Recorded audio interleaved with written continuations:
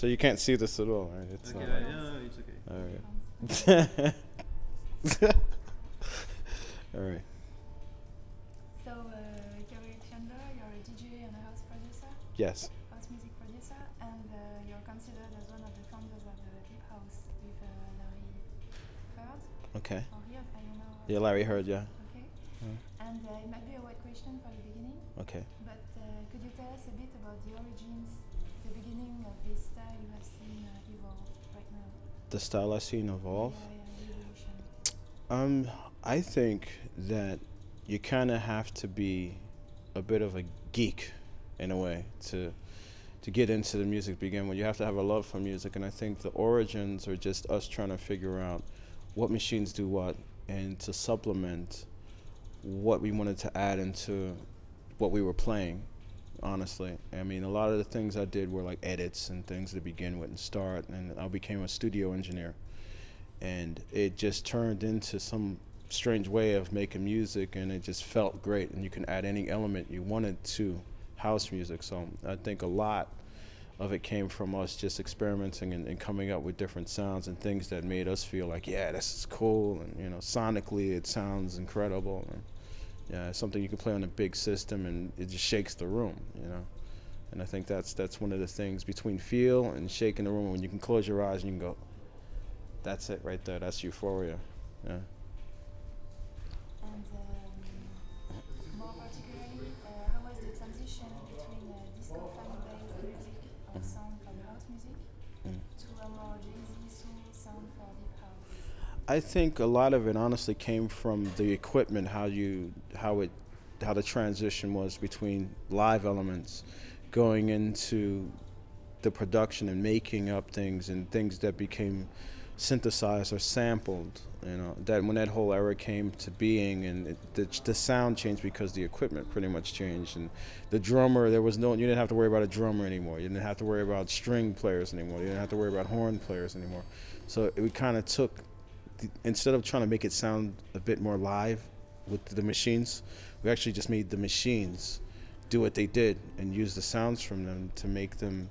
We'd take a part that would be a horn part or something, and it'd be a synthesizer part. Instead of it sounding like a horn, it would sound like whatever program that was in the computer.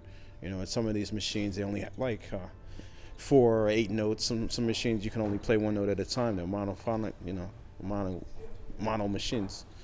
So sometimes you had to layer on top of things and multi-track some things to get more out of it. So it's just it came from a matter of layering things and limited sequencing, and the earlier stuff was very, very limited sequences. Some computer programs, I used texture to begin with.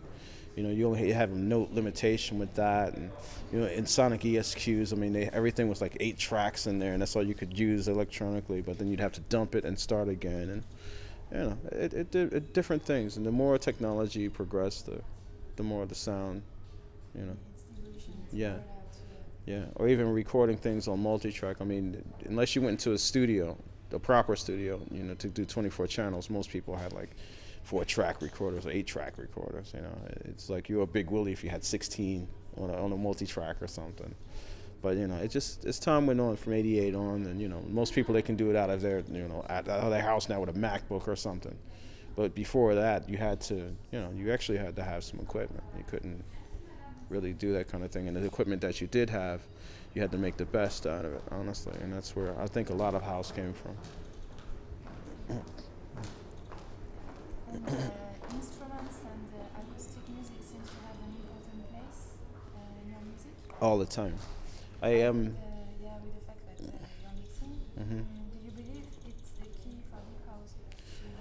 I think everything works in cycles. The generations, they start again and again. Every 7 to 10 years, I've always noticed it always shifts. It gets a lot tougher when the newer generation comes in, but then they want to find out what the roots of everything are, and they go back and research and who did what and why it was that way, and then they start playing the older songs. And I get a lot of people coming to some of the songs and the clubs I play, and they bring the older songs that I've done, like from like the 90s, and it really surprises me. I'm saying, well, like how old are you? Like, oh, we just turned 20, 19, and I've been listening to your stuff since we were like children. I'm like, wow, I'm getting really old here. But I've noticed that you know, they're very new. They want to come in, and it's a cycle again and again and again. It's like passing the torch on to the next generation, and it works that way. And by the time they become, I don't know, 25, 26, they want to hear a more mature sound, so they start understanding what the instruments are, and it's not all about jumping around and banging, you know. So it works that way, you know. And then they do it again. They pass the torch on to the next generation 7 to 10 years from now. I feel like it's good because it's the way music has to Hmm. be forever. So Yeah, and it evolves, and I meet a lot of people that are amazing, like production-wise and DJs, and you know, they're really, it's really inspirational. It actually feels like I'm starting all over again too, and it's